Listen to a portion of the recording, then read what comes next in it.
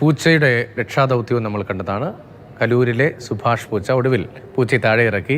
Metro പാളത്തിന് താഴെ കുടുങ്ങിപ്പോയ പൂച്ചയെ രക്ഷിക്കാൻ 2 വട്ടം മെട്രോ സർവീസ് വരെ നിർത്തിവെക്കേണ്ടി വന്നിരുന്നു. ഇന്നലെ ഉച്ചയോടെ തുടങ്ങിയ ദൗത്യം അവസാനിച്ചത് ഇന്ന് പുലർച്ചെയാണ്. സമയം രാത്രി 1:30. 1 പിഴച്ചാൽ 3 എന്നാണല്ലോ. സുഭാഷ് പൂച്ചയുടെ കാര്യത്തിൽ ഇത് ശരിയായി. 2 തവണ നോക്കിയിട്ടും നടക്കാത്തത് 3-ാം തവണ ഓക്കെ ആയി.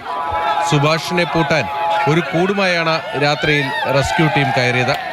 എന്നാൽ കയ്യിൽ തന്നെ പൂച്ച വന്ന് കയറി. വലയിൽ കുടുങ്ങിയ സുഭാഷിനെ താഴെ എത്തിച്ച് കൂട്ടിലേക്ക് മാറ്റി. പിന്നീട് പള്ളുരുത്തിയിലെ പെറ്റ് ഹോസ്പിറ്റലിലേക്ക് കൊണ്ടുപോയി. ഇതെങ്ങനെ വന്നെന്ന് വെച്ചാൽ വരുന്നത് മെയിൻ എൻട്രൻസ് കൂടെ കയറി അത് നേരെ പാലത്തിൽ കൂടെ കയറി ജമ്പ് ചെയ്തേക്കണം. അല്ലാതെ ഒരു കാരണവശാലും അതിന് ഇറങ്ങാൻ പറ്റില്ല. പക്ഷേ ഇങ്ങോട്ട് ഇറങ്ങിക്കഴിഞ്ഞാൽ രക്ഷപ്പെടുത്താനും പറ്റില്ല. പിന്നെ ഒരു ജീവനോടുള്ള കരുതലായത് കാരണം ഇതിനെങ്ങനെയും രക്ഷപ്പെടുത്തണമെന്നായി.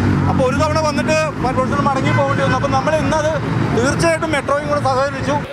മെട്രോ തൂണുകളിൽ പൂച്ച കുടുങ്ങുന്നത് ആദ്യ സംഭവമല്ല. എന്നാൽ സുഭാഷ് കയറിപ്പോയത് മെട്രോ പാളത്തിന് താഴെയുള്ള ഭാഗത്താണ്.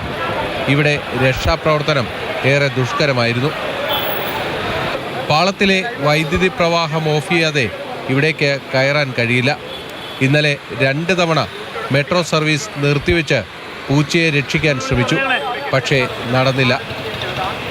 ഇതിനിടെ സ്കൈ ലിഫ്റ്റിൻ്റെ ഹൈഡ്രോളിക് സംവിധാനം തകരാറിലുമായി. ലിഫ്റ്റിന് മുകളിലുണ്ടായിരുന്നവർ അപകടത്തിൽപ്പെടാതിരുന്നത് ഭാഗ്യം കൊണ്ട് മാത്രമായിരുന്നു.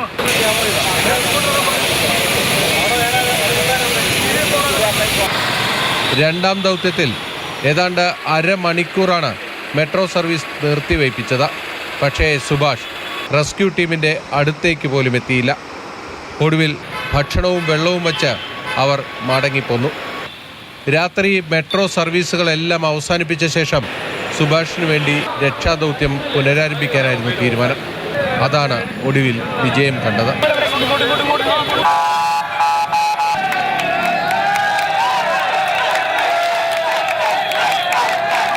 നാട്ടുകാരുടെയൊക്കെ സുഭാഷ് പൂച്ച അങ്ങനെ സേഫായി താഴെ ഇറങ്ങിയിരിക്കുന്നു പുതിയ ജീവിതത്തിലേക്ക്.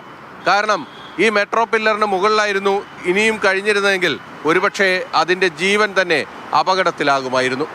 നമ്മുടെ സഹജീവി സ്നേഹത്തിൻ്റെ വലിയൊരു മാതൃകയായി ആ രക്ഷാദൗത്യവും മാറുകയാണ്.